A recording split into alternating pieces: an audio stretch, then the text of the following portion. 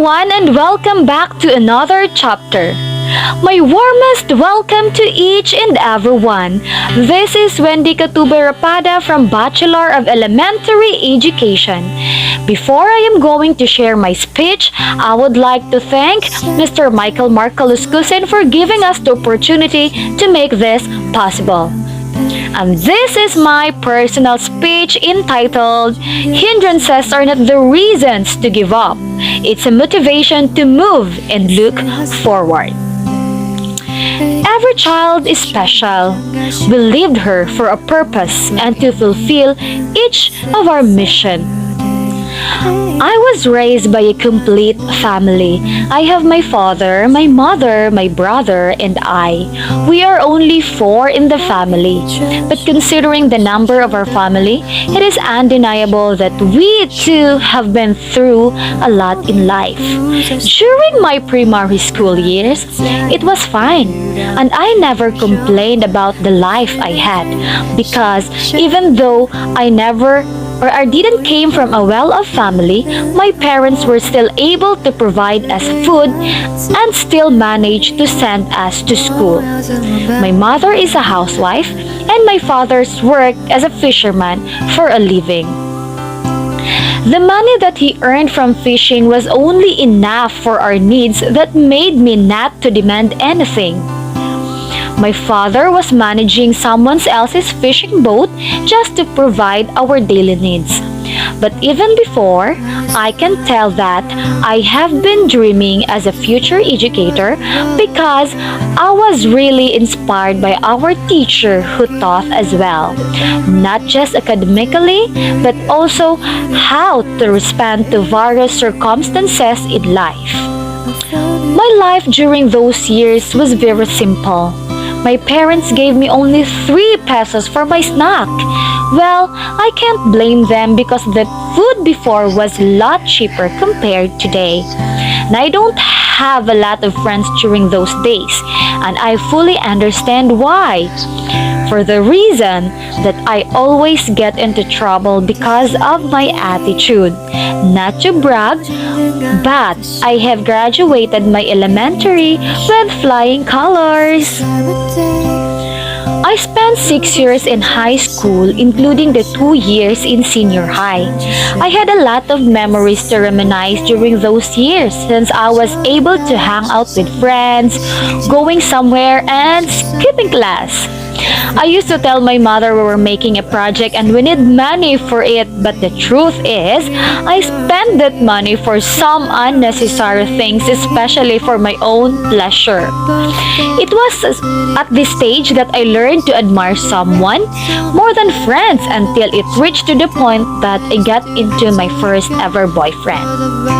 I also joined various activities and be part of different organizations like speech choir, extemporaneous speech, oratorical, talumpating handa at di handa.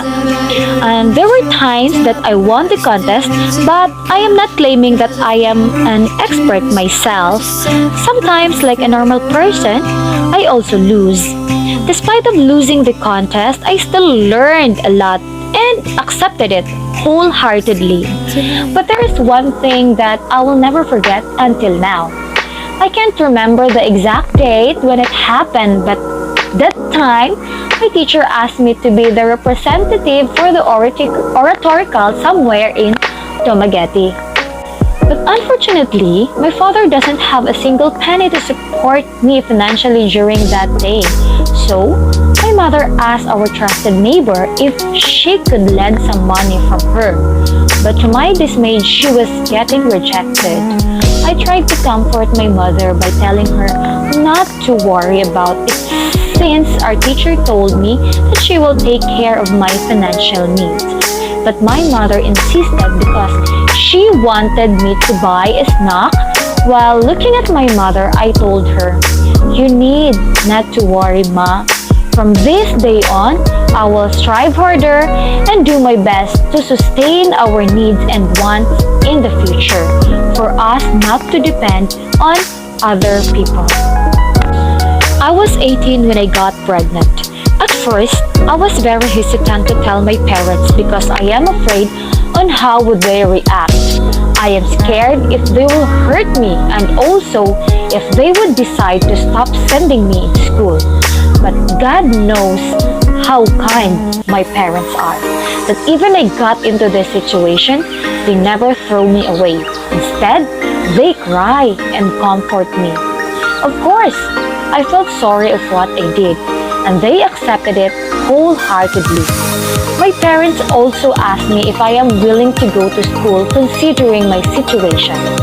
And I said, yes, I am willing to finish my study even if I got into this. I choose to study first than living with a partner and enter into a married life. I used to go to school carrying my very cute baby bump, and I don't care what people say because this is my life. Now that I am about to graduate, I am so happy because despite of the challenges, the stresses, and the pressures I had encountered, I am still blessed and happy because I learned a lot from it. And I would like to thank my parents because without their support and advices, I may not be the strong woman who is about to fulfill her dreams in life. And to my son, thank you for always inspiring Mama every day. I love you and you know that. Before ending my speech, I would like to leave this quote for you.